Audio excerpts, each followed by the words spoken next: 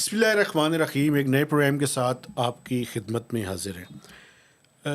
F B are نے ابھی ایک recently prime minister of Pakistan کو ایک بریفنگ دی ہے اور اس میں ایف بی آر کا ایک ٹرانسفارمیشن پلان جو ہے وہ پرائم منسٹر نے اپروو کیا ہے.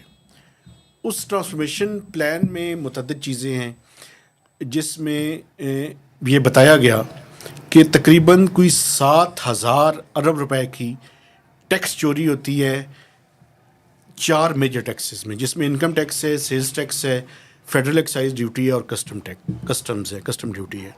تو آج ہم نے ریکویسٹ کی ہے former member F B R doctor Muhammad Iqbal sahib سے کہ سر یہ جو ایف بی آر کا ٹرانسفارمیشن پلان ہے اس کو ڈیٹیل میں جا کے ڈسکس کرتے ہیں اور دیکھنے کی کوشش کرتے ہیں کہ یہ کتنا وائبل ہے. ڈاکٹر صاحب تھینک یو ویری مچ، آپ نے ٹائم دیا.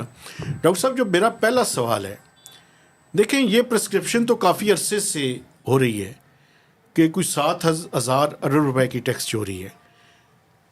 ایشو یہ ہے کہ اس ٹیکس چوری کو ختم کیسے کرنا ہے. کیا یہ ماضی کی طرح کی ایک پریزنٹیشن ہے یا کوئی ڈویبل ایکشنز اس میں آپ کو نظر آتے ہیں؟ شکریہ مہتاب صاحب. ایف بی آر کا جو ٹرانسفارمیشن پلان آپ کے ذریعے ہی مجھے پتہ چلا، میری تو ڈائریکٹ ایکسیس کوئی نہیں تھی. اس کو دیکھ کے اگر تھوڑی سی ہم پہلے تھیوریٹیکل گفتگو کر لیں، میری آپ سے ریکویسٹ ہے کہ اس جیسے آپ نے بتایا اس میں بہت سارے فیچر ہیں اور ہوں گے، ایک ایک کر کے بھی ڈسکس کیا جا سکتا ہے، لیکن اس کی ایک میجر تھیم ہے.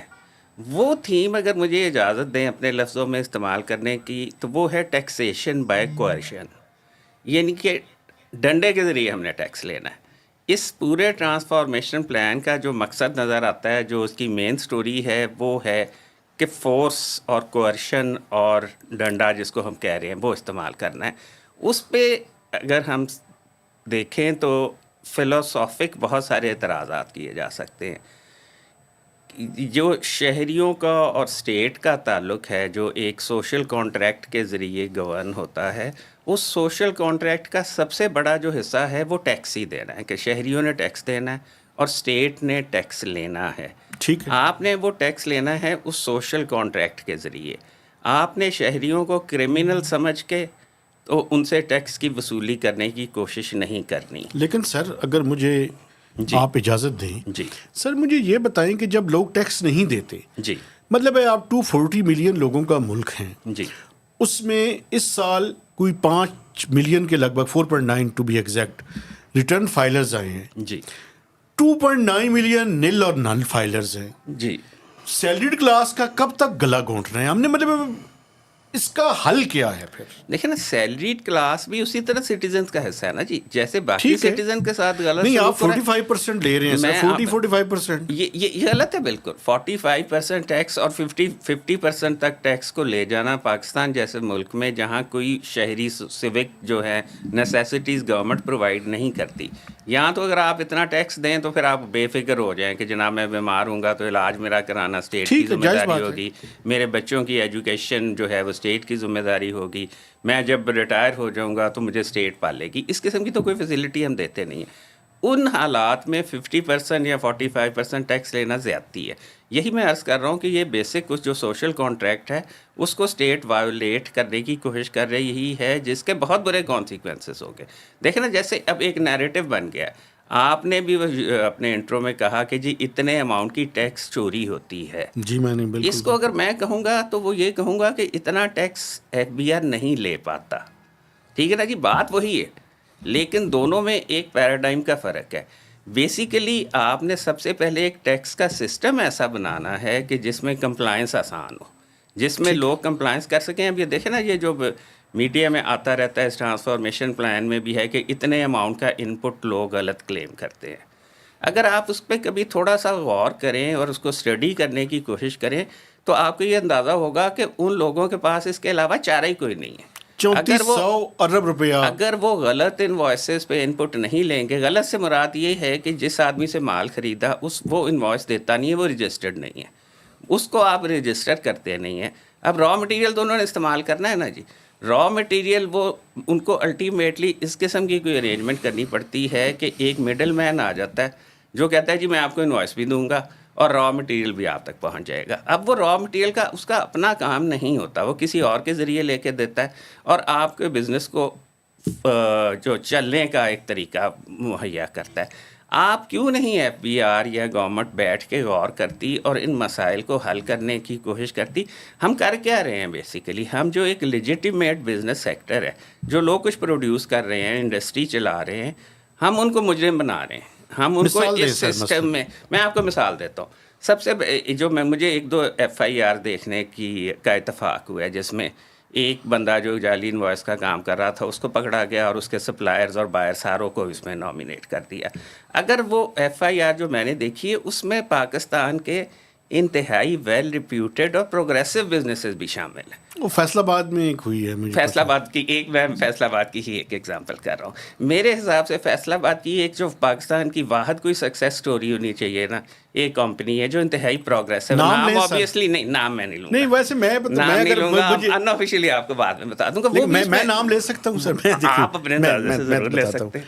دیکھیں ایک کمپنی ہے انٹرلوپ. جی بالکل, میں بھی اتفاقاً انٹرلوپ کی بات کر رہا تھا.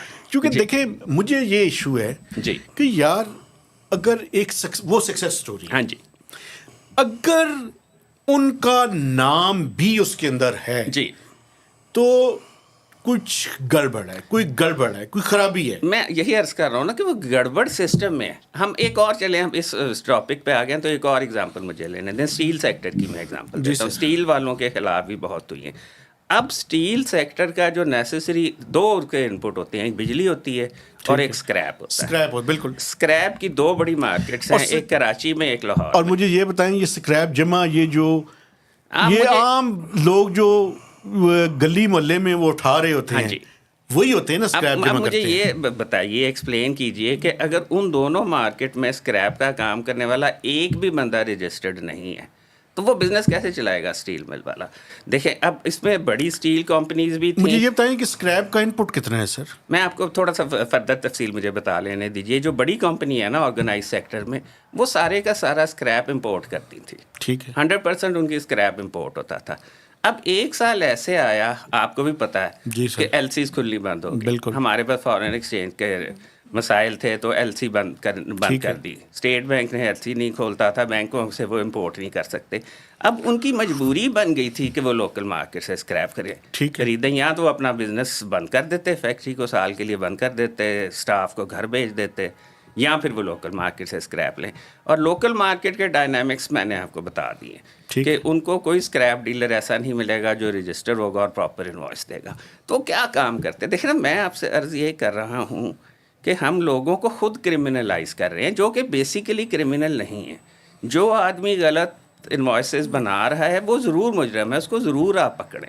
لیکن اس کے ساتھ جن لوگوں نے اس کی انوائسز کو استعمال کیا اپنے کاروبار کو چلانے کے لیے مجبوری کے تحت, ان کو تو FIR میں نامزد نہ کریں. ان کو نہ بلا کے ڈرائیں دھمکائیں اور کہیں کہ پیسے جمع کرا دو بغیر کسی لیگل پروسیس کے.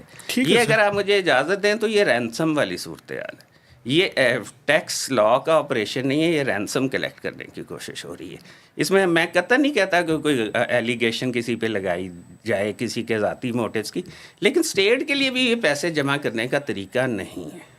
اچھا سر, ایک پہلے ذرا آپ نے وہ سیلز ٹیکس کی طرف اور انوائسز کی طرف آ گئے. میں تھوڑا سا انکم ٹیکس کے اوپر تھوڑا سا زیادہ بات کرنا چاہتا ہوں. دیکھیں FBR کا یہ جو ڈیٹا ہے یہ بتاتا ہے کہ کچھ 6 لاکھ لوگ ایسے ہیں جو اپنی انکم کو کم شو کر رہے ہیں. جی ٹھیک ہے, یہ FBR کا انالیسز ہے. اور اس میں 2 لاکھ لوگوں کو انہوں نے 1,90,000 کو ٹو بی ایگزیکٹ انہوں نے آئیڈینٹیفائی کیا ہے جو ذرا ہائر بریکٹس کے اندر ہے.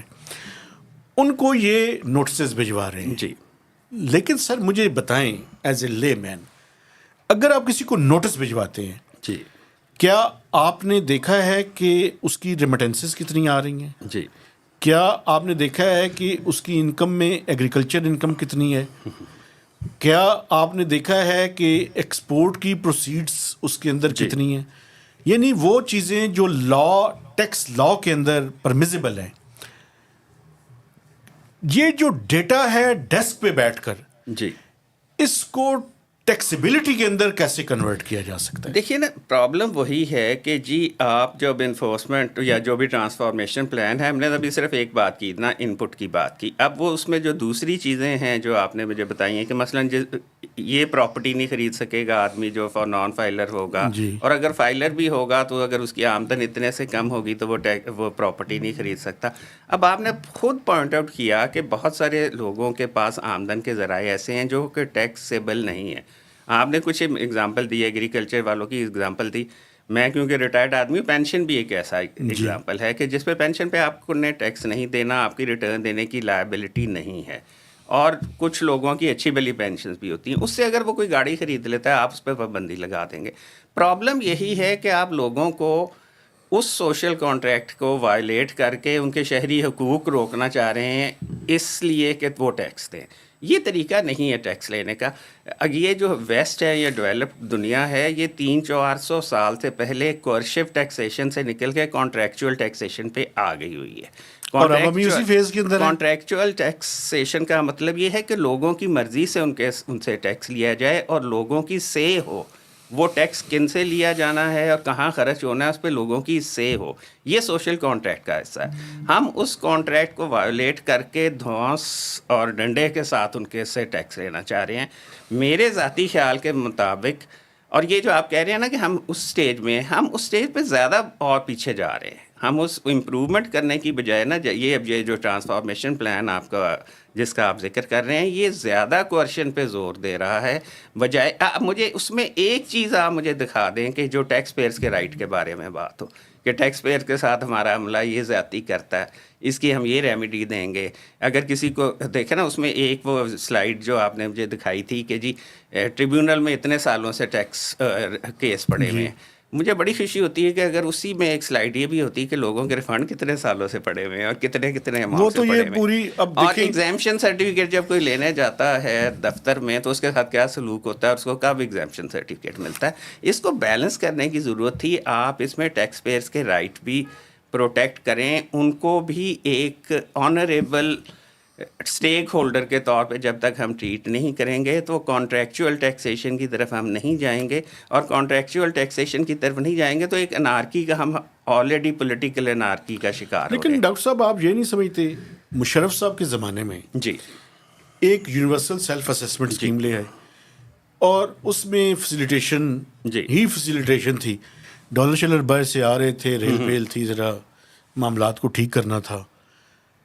اب ہم دوسری ایکسٹریم کی طرف جانے کی تیاری کر رہے ہیں، تو یہ کوئی درمیانی کوئی راستہ نہیں. یہی پرابلم ہے. اصل پرابلم ہی یہی ہے کہ وہ بھی شاید غلط تھا. ہم اس وقت ہمارے میں سروس کر رہے تھے، نوکری کر رہے تھے، ہم سے کوئی نہیں پوچھتا تھا کہ جی تم نے ٹارگٹ کیا کہ نہیں کیا، کتنی تمہاری کلیکشن ہوئی. کیونکہ ڈیولپنگ ملکوں کا پرابلم ہی یہی ہے کہ وہ ڈیولپڈ ملکوں نے تو اپنے پیروں پہ کھڑے ہو کے ایک ٹیکسیشن کا سسٹم وضع کیا. ہم پہلے تھے کلونیل دور میں، ٹھیک ہے جی. پھر اس کے بعد ہم آگے فارن ایڈ کے دور میں کہ باہر سے ہمیں پیسے آ جاتے تھے، ہمارا گزارا ہو جاتا تھا، ہمیں اپنی کیپیسٹی ڈیولپ کرنے کی ضرورت ہی نہیں پڑی. ہم اس پروسیس سے، جو ایولیوشنری پروسیس ہے ٹیکسیشن نظام کو ڈٹرمن کرنے کا، اسے نہیں گزرے. ہم پھر یہ پینڈلم ہمارا جو ہے گھومتا ہے ایک ایکسٹریم سے. وہ ایکسٹریم بھی فیسیلیٹیشن، انڈیو فیسیلیٹیشن والی غلط تھی، اور اب یہ جو ایکسٹریم ہے انڈیو کوئرژن والی، یہ بھی غلط ہے. ایک درمیان میں بیلنس آپ کو کریٹ کرنا پڑتا ہے. اور ہوتا یہی ہے کہ جب آپ ایکسٹریم پالیسیز اڈاپٹ کرتے ہیں نا، تو ایک دن اچانک آپ ان کو چھوڑ دیتے ہیں اور پھر آپ دوسری ایکسٹریم پہ چلے جاتے ہیں. آپ مجھے یہ بتائیے کہ ایک تاجر دوست اسکیم تھی، اس کا بڑا شہرا تھا، بڑا فین فیئر تھا. کبھی اب پوچھیں ان سے کہ وہ تاجر دوست اسکیم کہاں پہنچی ہے؟ اس کو ہم نے بیچ میں چھوڑ دیا شاید، اور ہم ایک اور طرف چل پڑے. میں اس میں بتاتا ہوں جی. جب میں نے کوئی چند دن پہلے اسٹوری کی تو اس میں سر 13 لاکھ روپے جمع ہوئے تھے. جی. بعد میں مجھے پتہ چلا کہ 17 لاکھ ہو گئے. جی. 17 لاکھ کے اوپر کوئی اماؤنٹ جمع نہیں ہوئی. جی. اور سر کوئی 78 کے 80 ہزار لوگ تھے جو رجسٹرڈ ہوئے تھے. جی. اور چند 100 لوگوں نے اس کے اندر کچھ کنٹریبیوٹ کیا تھا. جی. تو دیکھیں نا پھر اب اس کو پرسو کریں نا، اس کو پرسو کریں، اس کو دوبارہ ڈرائنگ بورڈ پہ جائیں، اس میں دیکھیں کہ کوئی غلطیاں شاید ہم سے ہو گئی ہوں، ان غلطیوں کو ٹھیک کریں. لیکن اس طرح چیزوں کو چھوڑ کے بالکل ایک نیا پروجیکٹ شروع کر دینا میرے حساب سے کوئی وہ اچھی اسٹریٹجی نہیں ہے. 50 ارب چیزوں کو روپے پہلے رکھے ہیں سوچیں. سر. سب سے پہلے امپورٹنٹ چیز یہ ہوتی ہے کہ پہلے ڈیو ڈیلیجنس کریں، ہوم ورک کریں، برین اسٹارمنگ کریں کوئی بھی نیا کام کرنے سے پہلے. اس پہ چند دن لگائیں، اسے جلدی میں نہ کریں کہ رات کو مجھے خیال آیا صبح اٹھ کے میں نے پالیسی ایشو کر دی.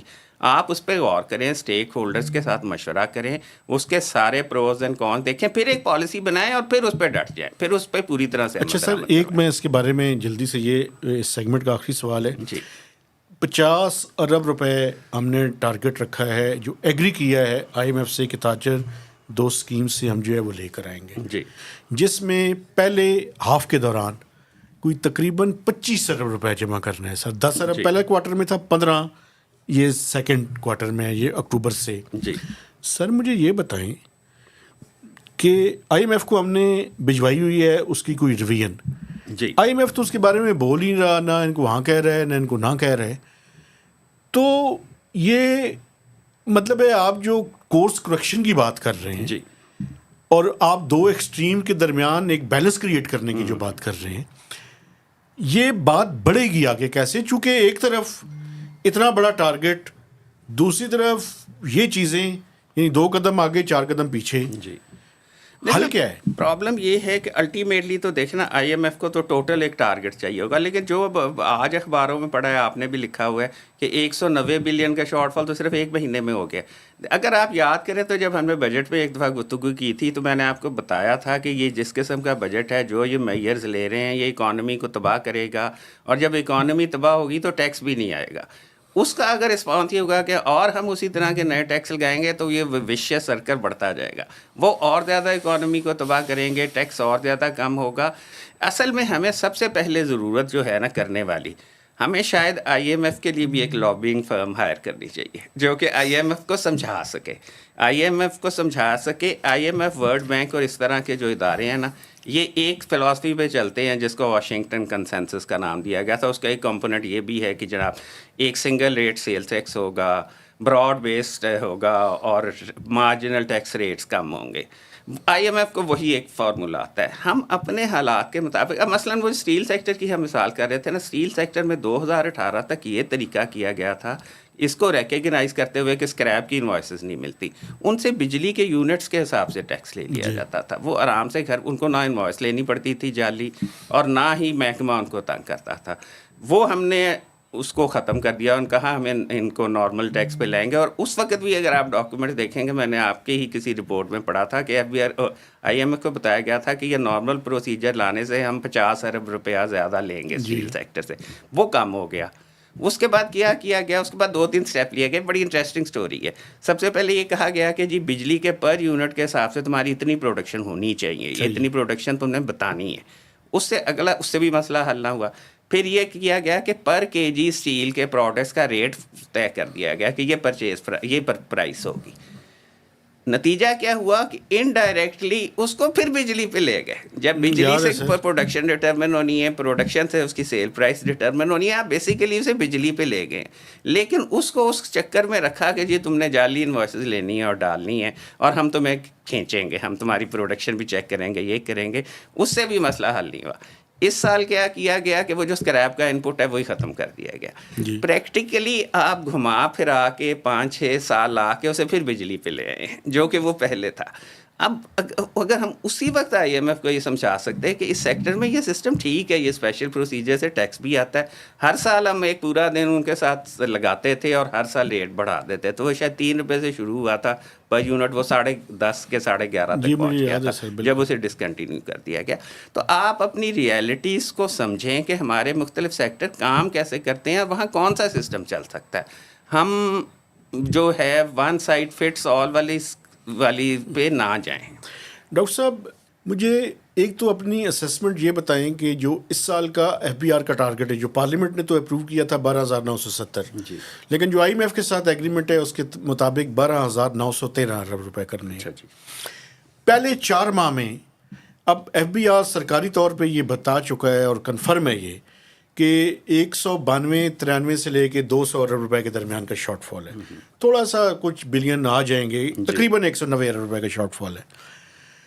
آپ کی اسیسمنٹ کیا ہے ایف بی آر کی اس سال کلیکشن جو ہے وہ کتنی ہوگی؟ اور اگر فرسٹ ہاف میں یعنی دسمبر تک کوئی 400 ارب روپے یا 350 سے 400 ارب روپے کے درمیان ہوا تو آئی ایم ایف کس پرسکرپشن کے ساتھ جو ہے وہ آئے گا؟ دیکھیں جی, جیسے آپ بتا رہے ہیں کہ اگر 190 بلین کا ابھی تک شارٹ فال ہو چکا ہوا ہے تو پھر وہ تو جو آپ فگر کہہ رہے ہیں 350-400 وہ تو تقریباً انیویٹیبل نظر آتی ہے اگر کوئی حالات چینج نہیں ہوتے. حالات دیکھیں نا کیا چینج ہونے ہیں. ایک تو حالات ایک یعنی کہ انفلیشن ہے. انفلیشن جیسے ہے کم ہو رہی ہے, اس کا نیگیٹو امپیکٹ آتا ہے کلیکشن پہ. گروتھ کی ابھی شاید کوئی گروتھ کی کوئی فگرز آئی ہیں جی ڈی پی گروتھ کی ابھی تک کیا؟ نہیں, ان کا جو ہے سر پہلے کوارٹر کی جو ہے وہ آئی ہے جی, اور پہلا جو کوارٹر ہے اس کے اندر جو ایل ایس ایم کی گروتھ ہے وہ تو آپ کو پتہ ہے منتھلی آ جاتا ہے, فگر لیگ کے ساتھ آتا ہے, وہ بھی جو ٹارگٹ ہے اس سے کم ہے. لیکن گروتھ نے تو امپیکٹ ہونا ہی ہونا تھا. جو آپ نے بجٹ میں جو ٹیکس لگائے ہیں, جو انٹروڈیوس کیے ہیں, ایک طرف آپ نے ڈیمانڈ کم کر دی ہے, لوگوں کی آمدن کم کر کے 50% ٹیکس جو ہے اگر کوئی شخص دے گا اپنی انڈیویجول اپنی آمدن میں سے دینا پڑے گا اسے, تو وہ اس کی نیچرلی پرچیزنگ پاور کم ہوئے گی.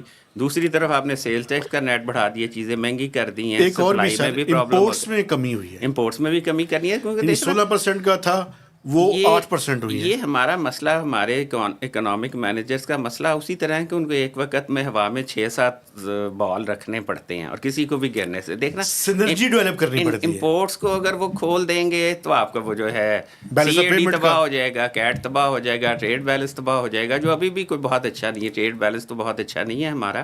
تو اس لیے یہ بہت سارے مختلف کنسٹرینٹس ہیں, ان کے اندر آپریٹ کرتے ہوئے ریونیو کلیکٹ کرنا مشکل کام ہے, بہت زیادہ مشکل کام ہے, اور ٹارگٹ بظاہر ہوتا ہوا نظر نہیں آتا.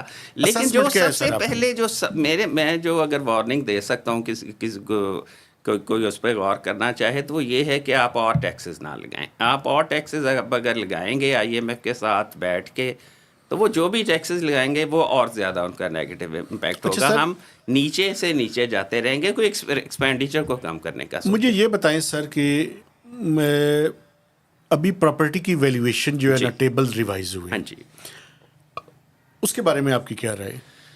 دیکھیں نا یہ بھی اب ایک تو تھیوریٹیکل بات ہے, آئیڈیل بات ہے کہ جی پراپرٹی کی ویلیو ریکارڈ اسی ویلیو پہ ہونی چاہیے جس پہ وہ ایکچولی ٹرانزیکشن ہو رہی ہو.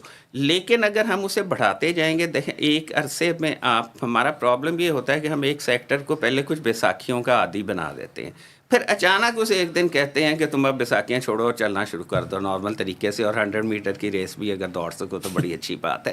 آپ گریجولی لوگوں کو جو ہے طے کریں اور اس طرف لے کے آئیں. اس طرح کے نی جرک ری ایکشنز نہیں ہونے چاہیے. پریکٹیکلی جو میں نے جو سنی سنائی بات ہے کہ اس وقت پراپرٹی کا بزنس کافی زیادہ ڈاؤن ہے انہی ریٹس کی, انہی ٹیکسز کی وجہ سے. ایک زمانے میں دیکھیں چند سال پہلے ایک ہم نے پراپرٹی کے لیے, وہی ہم جو بات کر رہے تھے نا پینڈولم کے سوئنگس کی, ایک زمانے میں چند سال پہلے ہم پراپرٹی کو بہت زیادہ بوسٹ دینے پہ آئے ہوئے تھے. ہم نے اسے ایمنیسٹی دے دی, اسپیشل پروسیجر دے دیا ٹیکس کرنے کا, اور اب ایک دم ہم اس کو کلیمپ ڈاؤن کرنا چاہتے ہیں. آئیڈیلی پراپرٹی کا بزنس کے طور پہ ہونا ہی نہیں چاہیے کسی سوسائٹی میں. اگر آپ نے پروموٹ کرنا ہے تو انڈسٹری کو کریں, لیکن آپ پھر یہ بھی دیکھیں کہ جن لوگوں کا جینون ہاؤسنگ کا پرابلم ہے ان کو بھی آپ نے کسی طریقے سے پروٹیکٹ کرنا چاہتے ہیں. جو آدمی صرف پیسے کمانے کے لیے فائلیں یا پلاٹ نہیں خرید رہا, واقعی گھر بنانے کے لیے خرید رہا ہے, اس کے بھی کچھ جو ہے رائٹس کو بھی ہمیں پروٹیکٹ کرنے کی ضرورت ہے. تو بہرحال پراپرٹی کا سیکٹر میرے حساب سے کوئی ایسا سیکٹر نہیں ہے کہ گورنمنٹ سے بہت زیادہ پروموٹ کرے, بہت زیادہ پروٹیکٹ کرنے کی کوشش کرے, کیونکہ وہ بیسیکلی اگر جب وہ پراپرٹی بوم کرتی ہے تو انڈسٹری سے ہی پیسے ڈائیورٹ ہوتے ہیں. لوگ انڈسٹری والے لون لیتے ہیں بینکوں سے ایکسپورٹ کے لیے, اور وہ پیسے انویسٹ ہو جاتے ہیں پراپرٹی میں. مجھے یاد ہے کہ کووڈ کے زمانے میں جی جب کہ بہت سی اسٹیٹ بینک نے رکھی ہوئی بھی تھیں, میں ذاتی طور پہ مجھے پتہ ہے کہ لوگوں نے وہ بڑے کنسیشنل ریٹس پہ لونز لیے اور انویسٹمنٹ پراپرٹی کے اندر کر دی. اچھا سر ایک اور بات مجھے بتائیں, اب یہ جو موجودہ اکنامک فنڈامنٹلز ہیں کہ جس میں جی ڈی پی گروتھ کا ٹارگٹ ہم نے رکھا ہوا تھا 3.5, جی, انفلیشن کا ٹارگٹ رکھا ہوا تھا کوئی 12 تقریباً 8-9% کے لگ بھگ, انفلیشن تو مجھے لگتا ہے کہ اس سے بھی نیچے آ رہی ہے. جی کوئی سنگل ڈیجٹ کے اندر انفلیشن آ جائے گی. جو گروتھ ہے وہ بھی کم ہوگی. تو یہ نامینل گروتھ کا تو اوور آل ہی, اور پھر جب امپورٹس بھی گر رہی ہیں, جی آپ کی اپنی اسیسمنٹ کیا ہے؟ یہ جو 12,913 جو آئی ایم ایف کے ساتھ ہے, میکسیمم ہم کتنا ٹیکس لے لیں یہ گے؟ شاید پہلے دن سے ہی ریئلسٹک نہیں تھا. یہ ریئلسٹک کبھی بھی نہیں تھا. اور یہ جو تینوں آپ فنومینا کر رہے ہیں نا, جو میکرو اکنامک انڈیکیٹر, یہ تینوں آپس میں لنکڈ ہے. جی ڈی پی گروتھ اس لیے نہیں ہو رہی کہ ڈیمانڈ نہیں ہوگی. جب ڈیمانڈ نہیں ہوگی, انفلیشن بھی اسی لیے نہیں بڑھ رہی کہ ڈیمانڈ نہیں ہے. یہ انفلیشن اس لیے نہیں ہے کیونکہ لوگوں کی کاسٹ آف پروڈکشن کم ہو گئی ہے. کاسٹ آف پروڈکشن تو بڑھتی جا رہی ہے. پرابلم یہ ہوا ہے کہ ڈیمانڈ نہیں ہے, اور الٹیمیٹلی ڈیمانڈ اور سپلائی ہی ڈٹرمن کرتی ہے نا انفلیشن کو. تو جب ڈیمانڈ ختم ہو جائے گی یا کم ہو جائے گی تو انفلیشن بھی کم ہو جائے گی. اسی کی وجہ سے گروتھ بھی کم ہو جائے گی, جی ڈی پی گروتھ بھی نہیں ہوگی. اور امپورٹ میں بھی تو الٹیمیٹلی جو ہے کنزمپشن میں یا پروڈکشن میں ہی جانا ہے نا. تو جب آپ کا جو ریئل جو سیکٹر ہے اکانومی کے وہ گرو نہیں کر رہے ہیں تو یہ تینوں چیزیں کم ہوں گی. انفلیشن کا کم ہونا ہمیشہ ہم کہتے ہیں اچھی چیز ہے, لیکن شاید جس طرح سے ہو رہی ہے شاید وہ اچھی چیز نہیں ہے, کیونکہ یہ سگنیفائی کر رہی ہے کہ ہمارے ہاں ڈیمانڈ ختم ہو رہی ہے, جو کہ الٹیمیٹلی انڈسٹری ایسے آپ کے خیال میں اس کی وجہ یہ ہے کہ لوگوں کی پرچیزنگ پاور اروڈ ہو گئی ہے؟ ہاں جی, روڈ ہو گئی ہے. دیکھیں نا, پرچیزنگ پاور جینون تو آپ یہ اب دیکھیں, جو ہم بات ایک دو دفعہ پہلے بھی بات کر چکے ہیں کہ 50% ٹیکس ہے. 50% ٹیکس بہت بڑا ٹیکس ہے. اب میں آپ کو چلیں ایک اور اینیکڈوٹ بتا دیتا ہوں. میرے ایک دوست ہیں جاننے والے, بتا رہے تھے کہ جی ہم جو بزنس کرتے ہیں ہم ایکوریٹلی ساری ریسیٹس ڈٹرمن کرتے تھے, بینک کے ذریعے پیسے لیتے تھے. لیکن اب جب ریٹ اتنا بڑھ گیا تو ہم بھی سوچنے پہ مجبور ہو گئے ہیں کہ کچھ پیسے جو ہے نا وہ کیش میں بھی لیے جائیں. تو الٹیمیٹلی جب آپ اتنا زیادہ ٹیکس لگا دیں گے, یہ وہ لوگ ہیں اصل میں جو سمجھنے والی بات ہے نا, وہ پھر وہی تھوڑی سی فلاسفی پہ ہمیں جانے پڑے گا کہ اب وہ زمانہ نہیں رہ گیا کہ آپ اپنے شہریوں کے ساتھ جو مرضی سلوک کرتے رہیں. اگر اب آپ تھوڑا سا کوئی زیادتی کرنے کی کوشش کریں گے تو سیلف ڈیفیٹنگ ہوگا. کیونکہ اب جو بڑے لوگ ہیں, جو ویل ٹو ڈو لوگ ہیں, ان کے لیے بڑا آسان ہے پاکستان کو چھوڑ کے کہیں اور چلے جانا. اور پاکستان کو اگر وہ چھوڑ کے فزیکلی نہ بھی جانا چاہیں تو اپنی ویلتھ کو باہر لے کے جا سکتے ہیں. لیکن سر تو آپ یہ جو کریں گے, اتنی زیادہ سختی کریں گے نا ایڈمنسٹریٹو موڈ میں, تو آپ سیلف ڈیفیٹنگ ایک ایکسرسائز کر لیں. لیکن سر ایک اور چیز مجھے بتائیں, اور میں سمجھتا ہوں کہ آپ سے بہتر اس کے بارے میں کوئی بات نہیں کر سکتا. آپ کو یاد ہوگا سر, مجھے یاد ہے کہ آپ ایف بی آر میں تھے, ایک OECD جی کے ساتھ ہم نے ڈیٹا ایکسچینج کا ایک کیا تھا. جی, نکلا کیا سر اس پہ سے؟ مجھے تو کوئی نظر نہیں آیا. یہی چیزیں اصل میں غور کرنے والی چیزیں ہیں کہ جو اس پہ اتنی محنت کر کے وہ کیا گیا تھا. تھوڑا سا اس کے بارے میں تھوڑی سی ڈیٹیلز بتائیں تاکہ لوگوں کو سمجھ آئے. ہمارے 2016 میں جا کے دیکھیں, پرابلم یہ ہے کہ دنیا میں بھی ایک بہت زیادہ ٹیکس ایویژن یا چوری کے بارے میں بہت زیادہ دنیا بھی کنسرنڈ ہے. ٹیکس ہیونس پہ کریک ڈاؤن کیا گیا ہے, ٹیکس ہیونس کو ایکسچینج آف انفارمیشن کا پابند کیا گیا ہے. OECD ان پہ فزیکلی بھی ان پہ کچھ کرنے کی کوشش کرتی رہی, لیکن فی الحال جو کمپرومائز ہوا ہے کہ وہ انفارمیشن ایکسچینج کریں گے. اسی طرح کچھ ہارمفل ٹیکس پریکٹسز ہیں. یہ خیر ایک علیحدہ سبجیکٹ ہے, ہم اس پہ تفصیل سے کسی دن بات کر سکتے ہیں. لیکن OECD اس حد تک جہاں ان کا اپنا ریونیو, ڈیولپڈ دنیا کا ریونیو کمپرومائز ہو رہا ہے, وہ ریفارم کرنے کی کوشش کر رہا ہے. اسی کا ایک بینیفٹ ہم نے بھی لیا تھا. ایک ملٹی لیٹرل انسٹرومنٹ بنا تھا, اس پہ بڑی محنت کی تھی اس وقت جو بھی لوگ موجود تھے, جو انچارج تھے, اور الٹیمیٹلی 2016 میں ہم نے جوائن کر لیا. اس کو فائنانس منسٹر صاحب ہمارے پیرس جا کے سائن کر کے آئے تھے, اور وہ انفارمیشن آنی بھی شروع ہو گئی.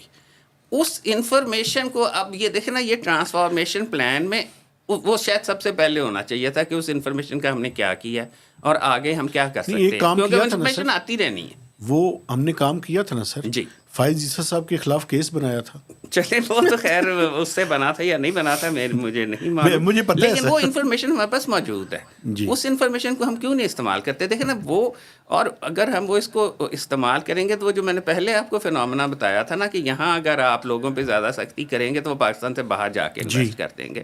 تو اگر ان کو یہ پتا ہوگا کہ ہم پاکستان سے باہر بھی انویسٹ کریں گے تو پھر بھی ان کو پتہ چل جانا ہے FBR کو, تو شاید پھر ان کے پاس وہ بھی بھاگنے کا, فرار کا راستہ نہیں رہے گا, اور وہ سیریسلی ٹیکس دینے کے بارے میں سوچیں گے.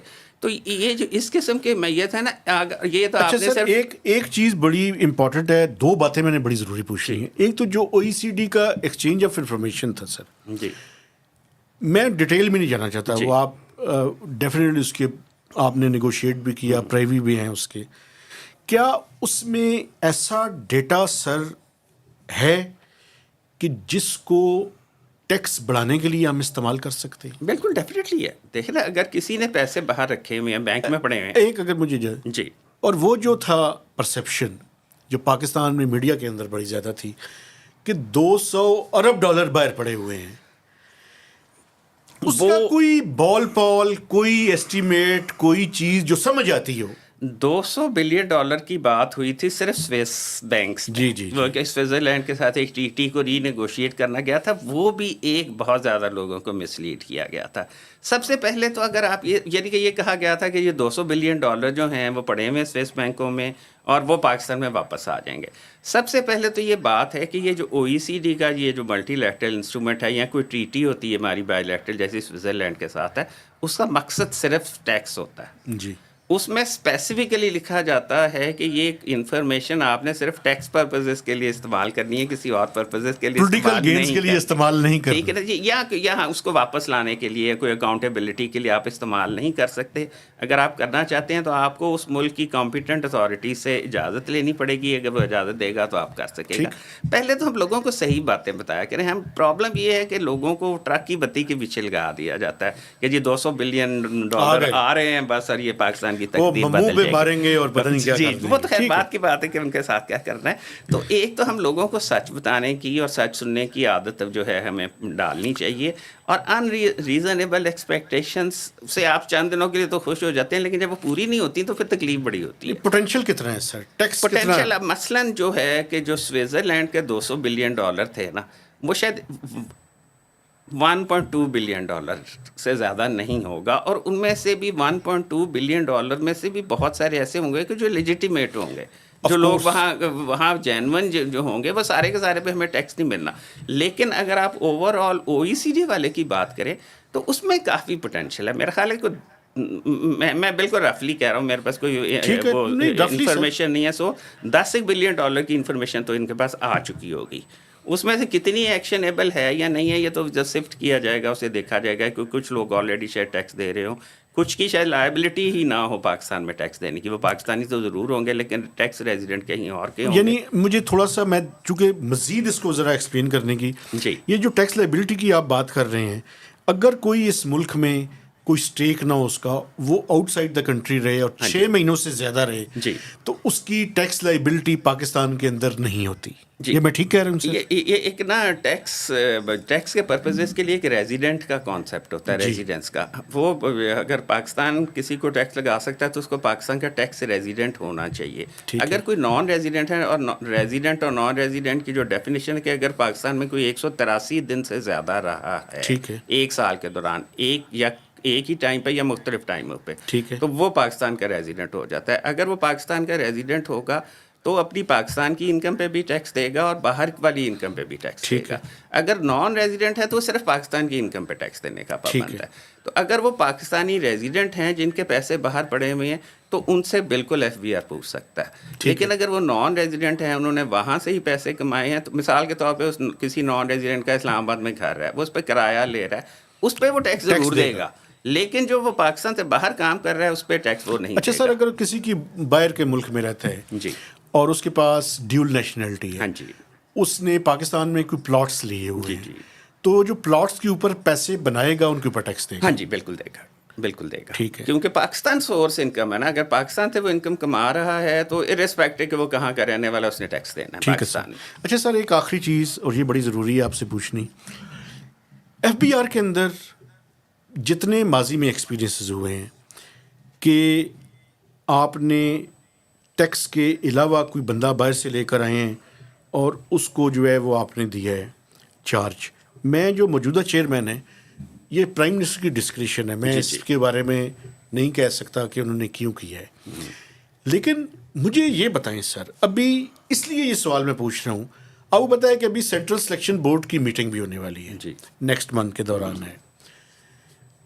ایف بی آر کے آفیسرز جو آئی آر ایس کی ہوں یا کسٹمز کی ہوں, ایک تو ان کی پراپر نہ کوئی, یعنی گریڈ 22 میں ابھی بھی لوگ ہیں, 21 میں تو خیر بہت سارے ہیں, جی کسٹمز کے بھی ہیں, آئی آر ایس کے بھی ہیں. تو جب انہیں پتہ ہو کہ ٹاپ پوزیشن انہیں نہیں دی جائے گی, تو جو نیچے سٹاف ہے اس کے لیے کیا انسینٹیو رہ جاتا ہے کہ وہ پوری محنت سے کام کرے؟ دیکھیں نا, یہ بھی ایک کانٹروورشل سا ٹاپک ہے. ایک کچھ دفعہ آرگنائزیشن کو ضرورت ہوتی ہے, جب آرگنائزیشن نے واقعی ٹرانسفارم ہونا ہو, تو شاید جو اندر والے لوگ ہوتے ہیں وہ کیونکہ ایک چیز کے ایک کام کو کرنے کے طریقے کے عادی ہو گئے ہوتے ہیں, ان کے نزدیک وہ شاید وہی واحد طریقہ ہوتا ہے کام کرنے کا. ٹھیک. تو اس وقت اس سٹیج پہ شاید کوئی باہر سے بندہ لانا پڑتا ہے کہ جو آ کے وہ جو جس رٹ میں آرگنائزیشن چلی گئی ہے اس سے نکال سکے. یہ ایک اس کا پلس پوائنٹ بھی ہو سکتا ہے تھیوریٹکلی. میں یہ نہیں کہہ رہا کہ اس وقت ہے, میں ویسے ایک تھیوریٹک فریم ورک میں بات کر رہا ہوں. آئیڈیلی, اور ایک اور بات بڑی امپورٹنٹ ہے, جو یہ سمجھا جاتا ہے نا کہ جی ایف بی آر کو بہتر کرنے کے لیے آپ مثلاً کوئی بینک سے بندہ لے آئیں گے یا پرائیویٹ سیکٹر سے لے آئیں گے, تو یہ ٹیکس کلیکشن ایک ایسا فیلڈ ہے کہ جہاں کسی اور سیکٹر کا ایکسپیرینس ڈی ایم جی کا لے آئیں, ڈی ایم جی کا بھی لے لیں. بالکل. اب وہی دیکھیں نا, اب وہ جو جیسے میں آپ کو بات کر رہا تھا کہ ہم اس وقت جو ایف بی آئی کا ٹرانسفارمیشن پلان ہے وہ سارا کا سارا ایڈمنسٹریٹو میئرس پہ بیسڈ ہے. اس کی شاید وجہ یہ ہے کہ جب آپ ایڈمنسٹریٹو سروسز کا ایک بندہ لے آئیں گے تو اس کو تو ایڈمنسٹریشن ہی آتی ایڈمنسٹریشن ہے. ایک انگریزی کا محاورہ ہے, اس کو میں ترجمہ کرتا ہوں کہ اگر آپ کے پاس واحد جو اوزار ہے وہ ہتھوڑا ہے تو آپ کو ہر پرابلم کیل ہی نظر آتا ہے. حالانکہ کچھ پرابلمس کو ٹھیک کرنے کے لیے آپ کو اسکرو ڈرائیور کی ضرورت ہوتی ہے, کہیں آپ کو پلائرز استعمال کرنے پڑتے ہیں, کہیں رینچ استعمال کرنا پڑتا ہے. ہر مسئلے کا حل جو ہے ہتھوڑا نہیں ہوتا. تو اس لیے کوئی آدمی وہ ہو آئیڈیلی کہ جس کو پتہ ہو ساری چیزوں کا, جس کو اور جیسے میں عرض کر رہا تھا کہ ٹیکس کے لیے جو ایکسپرٹیز چاہیے وہ یونیک ہے, وہ آپ کو کسی اور سیکٹر میں کام کر کے وہ ایکسپرٹیز حاصل نہیں ہو سکتی. کیونکہ ٹیکس کلیکشن کے لیے آپ کو اکاؤنٹس کا بھی پتہ ہونا چاہیے, آپ کو لاء کا بھی پتہ ہونا چاہیے, آپ کو کسی حد تک اکنامکس کا بھی پتہ ہونا چاہیے اور بزنس کا بھی پتہ ہونا چاہیے. یہ ایکسپیرینس کسی ایک اور کو نہیں آتا. چارٹرڈ اکاؤنٹنٹس کو اکاؤنٹس کا بڑا اچھا پتہ ہوگا, ہو سکتا ہے ان کو لاء کا نہ پتہ ہو.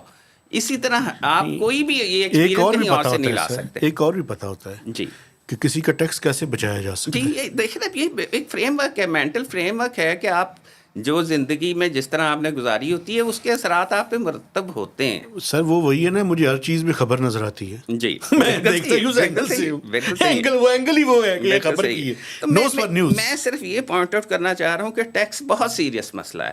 ایک فلاسفر تھے ایڈمنڈ برک, انہوں نے کہا تھا کہ revenue of a state is the state. State اصل میں اس کا ریونیو ہی ہے.